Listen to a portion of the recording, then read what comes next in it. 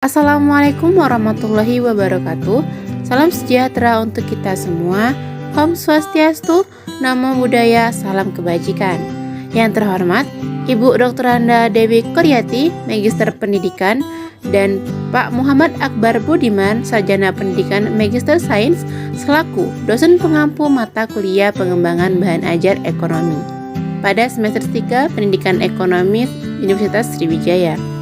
Dan pada kesempatan kali ini, perkenalkan, saya Aulia Efria Ihtiari, dan pada video pembelajaran kali ini, kami dari kelompok 10 yang beranggotakan Bintang Dwi Lestari, Diah Permatasari, Anita Safitri, Khairunisa, Putri Melisa, Deva Oktaviani, Yunita Sari, dan saya sendiri Aulia Efria Ihtiari. Pada video pembelajaran kali ini, kami dari kelompok 10 akan membahas mengenai bank sentral, sistem pembayaran, dan alat pembayaran. Maka dari itu, yuk tonton videonya. Happy watching! Bank sentral, sistem pembayaran, dan alat pembayaran. Submateri, bank sentral dan sistem pembayaran. Kompetensi dasar 3.6 mendeskripsikan bank sentral, sistem pembayaran, dan alat pembayaran dalam perekonomian Indonesia. 4.6 menyajikan peran bank sentral, sistem pembayaran, dan alat pembayaran dalam perekonomian Indonesia. Adapun pengertian Bank Sentral Republik Indonesia adalah Bank Indonesia. Menurut Undang-Undang Nomor 6 Tahun 2009 tentang Bank Indonesia adalah lembaga negara yang independen, bebas dari campur tangan pemerintah dan pihak-pihak lainnya, kecuali untuk hal-hal yang secara tegas diatur dalam undang-undang ini.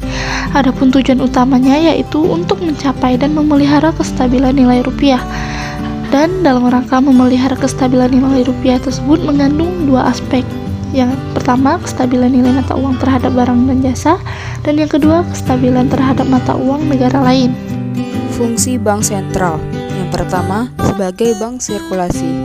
Bank sentral merupakan bank pemegang hak tunggal dalam pengedaran uang kertas dan uang logam sebagai alat pembayaran yang sah. Yang kedua, bank sebagai bankers bank. Maksudnya adalah bank sentral sebagai bankir dari bank-bank. Yang ketiga, sebagai lender of last resort. Artinya, bank sentral dapat memberikan pinjaman kepada bank dalam bentuk kredit likuiditas darurat. Yang keempat, sebagai pelaksana kebijakan moneter.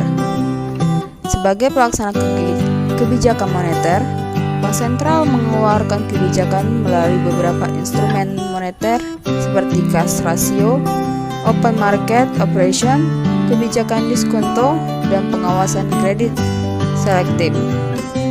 Yang kelima, sebagai penjaga posisi likuiditas negara.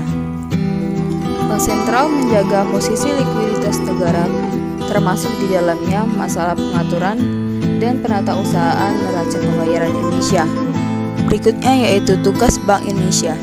Yang pertama, menetapkan dan melaksanakan kebijakan moneter. Yang kedua, mengatur dan menjaga kelancaran sistem pembayaran. Dan yang ketiga, mengatur dan mengawasi bank. Tugas bank sentral yang pertama yaitu menetapkan dan melaksanakan kebijakan moneter. Dilakukan dalam rangka 1. Mengendalikan jumlah uang beredar agar tercipta kestabilan nilai rupiah terhadap barang dan jasa. Selain itu, mendorong perekonomian nasional. Wewenang 1. Mengenakan sanksi terhadap bank sesuai dengan peraturan perundang-undangan. 2. Menetapkan peraturan. 3. Memberikan dan mencabut izin atas kelembagaan dan kegiatan usaha tertentu dari bank.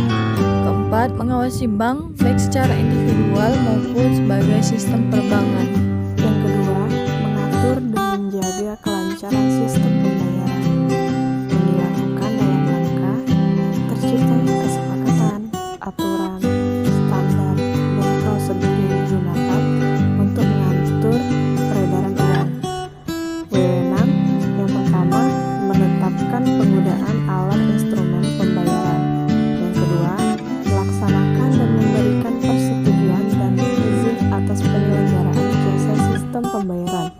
Yang terakhir, yaitu yang ketiga, mewajibkan penyelenggara jasa sistem pembayaran untuk menyampaikan laporan kegiatan. Baik, selanjutnya tugas Bank Indonesia yang ketiga yaitu mengatur dan mengawasi bank. Contohnya seperti mengawasi Bank Indonesia, Mandiri, BCA, Bank BJB, BNI, dan lain sebagainya. Adapun tugas pengawasan yang dilaksanakan oleh Bank Indonesia difokuskan kepada pengawasan makroprudensial, sementara pengawasan mikroprudensial diserahkan kepada OJK. Selanjutnya, pelaksanaan pengawasan makroprudensial dimaksudkan untuk menjaga stabilitas sistem keuangan.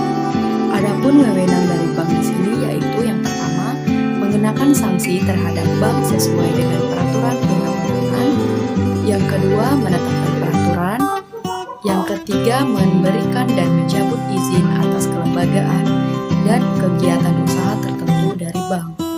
Yang keempat, mengawasi bank baik secara individual maupun sebagai sistem perbankan. Peranan bank sentral dalam sistem pembayaran. Pengertian sistem pembayaran merupakan sebuah sistem yang terhubung dengan pemindahan sejumlah uang dari satu pihak ke pihak lainnya. Secara singkat dapat diartikan sebagai cara melakukan pembayaran.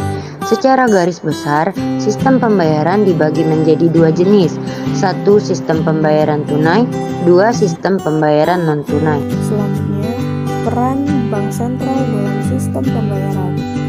Yang pertama sebagai regulator, yang kedua sebagai pemberi izin, yang ketiga sebagai pengawas, yang keempat sebagai operator, dan yang terakhir yaitu sebagai fasilitator. Penyelenggaraan sistem pembayaran tunai oleh Bank Indonesia. 1. Sistem BI RTGS atau BI Real Time Settlement. BI RTGS adalah sistem transfer dana elektronik yang menyelesaikan setiap transaksinya dilakukan dalam waktu seketika.